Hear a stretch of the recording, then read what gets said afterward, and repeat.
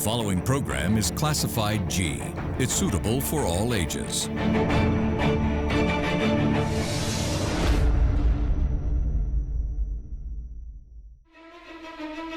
Tonight, the long-awaited Animal Welfare Bill recently received the approval of the Cabinet of Ministers to be presented in Parliament and be gazetted, bringing a certain assurance to the enactment of the bill which many parties have been demanding for over a decade. Even though the bill is yet to be passed and gazetted, a discussion around the bill, most importantly its implementation, has been initiated by those supporting the bill, and they are looking forward to seeing the actual enactment of the bill with hopes that it will not take another decade or so. Good evening, I'm Danny Dutanwasam. This is Derana and the Morning Investigates.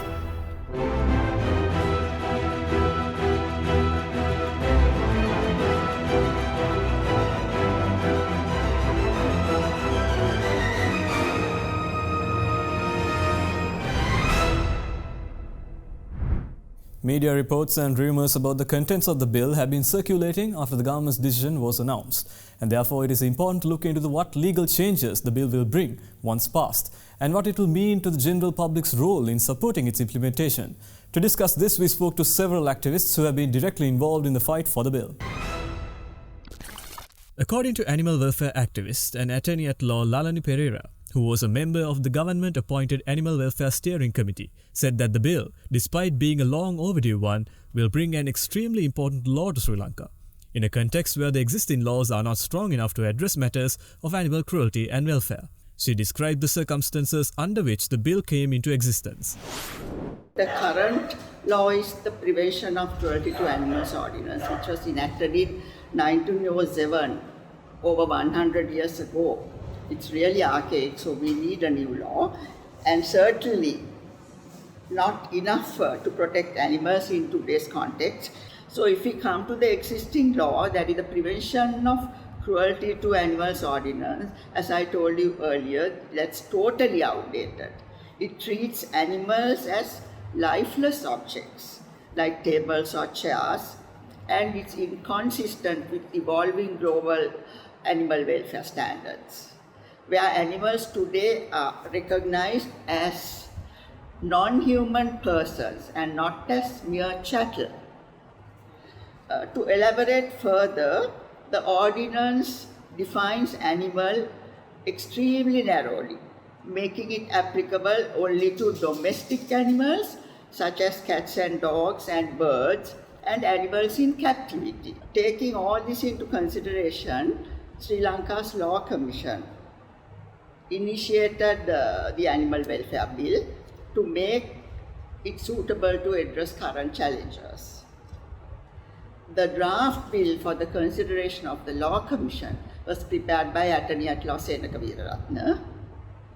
The bill was submitted to the government in 2006, but there was absolutely no progress. Then in 2010, it was tabled in Parliament as a private member's bill by Member of Parliament, Venerable Athureliya Ratanahimi. He presented in Parliament in 2010, but in 2010, Parliament was dissolved, so the bill also lapsed.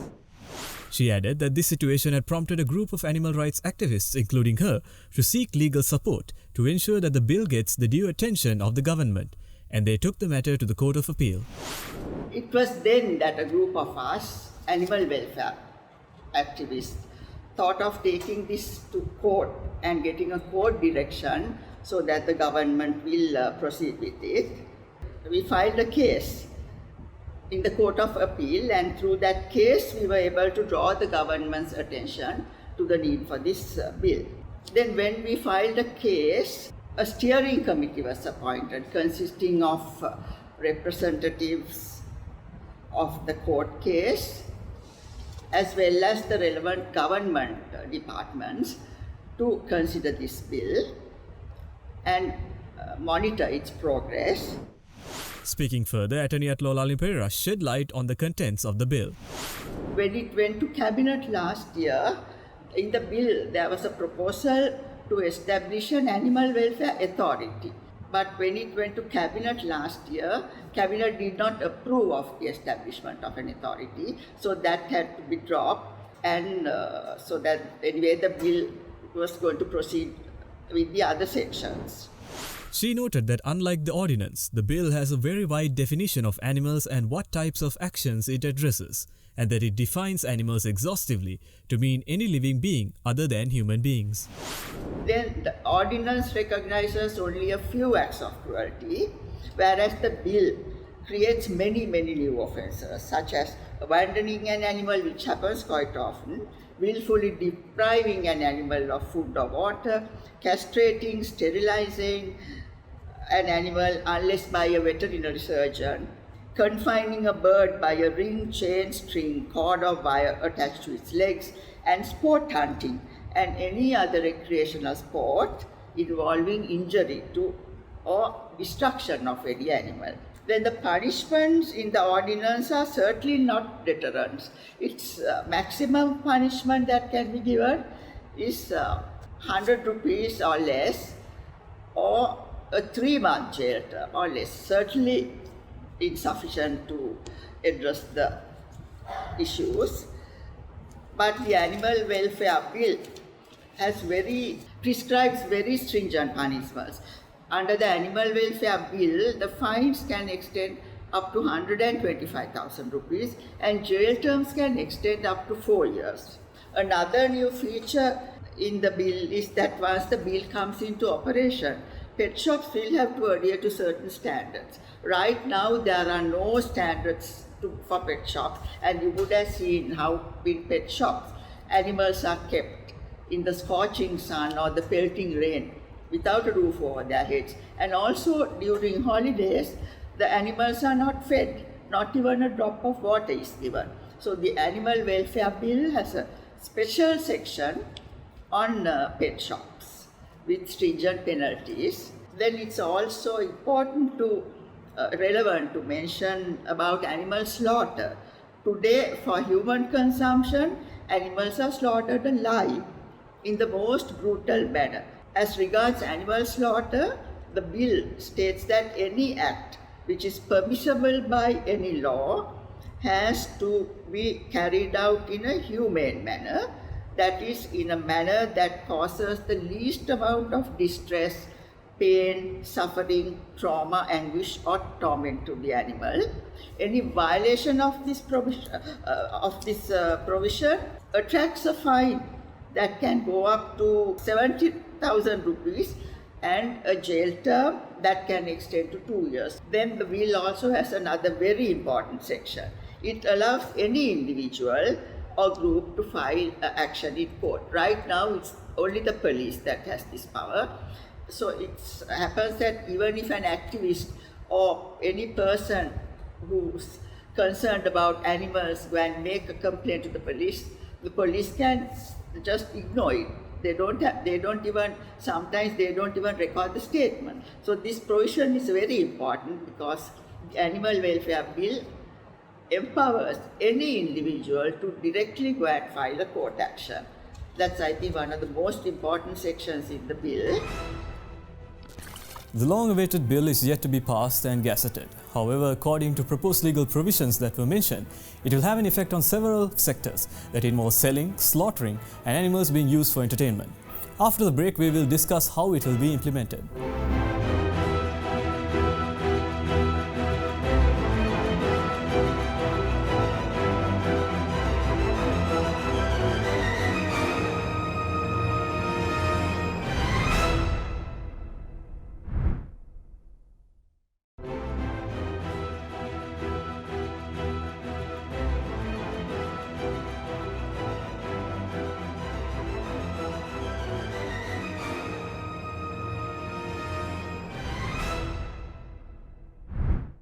Welcome back.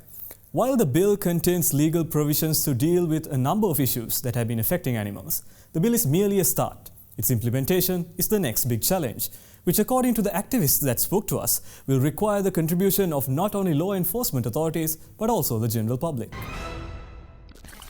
How the bill is going to be implemented and accepted by the authorities and the public are matters that are yet to be discussed. And according to the Animal Protection Trust chairperson Lorraine Bibile, Sri Lanka needs to look at countries such as India or the United Kingdom, when it comes to regulations for the prevention of cruelty to animals. We need to make the public aware. We need to educate people from the time they are children in school, and perhaps make this part of the school curriculum, that they should respect animals and the environment. That is where we should start. The police also should be briefed, like for instance, as I said, in India and in the United Kingdom, there are very stringent regulations against cruelty to animals, against inhumane slaughter, and a plethora of other issues to do with animals. These are all implemented rigidly and rigorously by the authorities there as well as the police force. And perpetrators are punished, not only fines but also jail sentences. This is something that we should also try to follow here. Do it to one person, and I'm sure others will take note and realize that the Sri Lanka government now is taking a serious view on these matters. Here in Sri Lanka, we promote ourselves as being a majority Buddhist country, and Lord Buddha said that we should show kindness to all beings, whether human or animal. It is therefore a travesty that in this country we still do not have an animal authority or an animal welfare bill, and I hope sincerely that this will be rectified very soon. Meanwhile, Attorney at Law Pereira said that in a context where laws alone cannot protect animals, it is vital to change people's attitudes as well, pointing out the importance of the people understanding and adhering to laws. She said that even though there are several laws that are near perfect, they are almost confined to paper because people's attitudes are yet to change. So anyway, let's be positive. Humans should realize that animals are not meant for use by humans in a way that is cruel and harmful. What is significant is that the bill will not only be a strong deterrent, but it will promote enlightened thinking about the status of animals. Meanwhile, animal welfare activist and a member of the aforementioned steering committee, Shamini Ratnayaka, noted that getting an animal welfare bill gazetted is not the end of the endeavours to protect animals.